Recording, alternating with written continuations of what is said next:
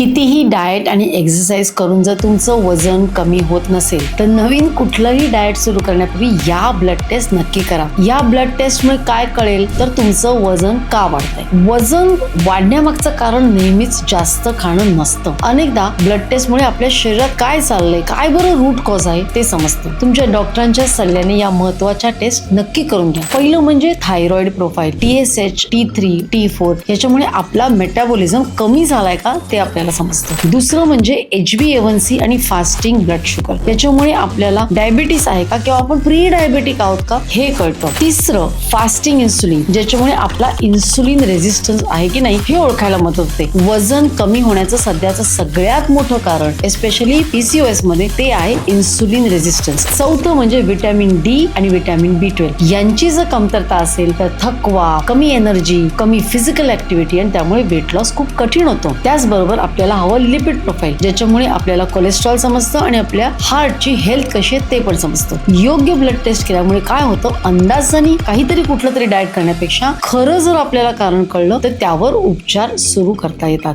Weight loss साठी कोणत्या blood taste महत्वाच्या आहेत हे जाणून घेण्यासाठी कमेंट्स मध्ये लिहा टेस्ट आणि मी तुम्हाला पाठवीन फ्री ब्लड टेस्ट गाईड.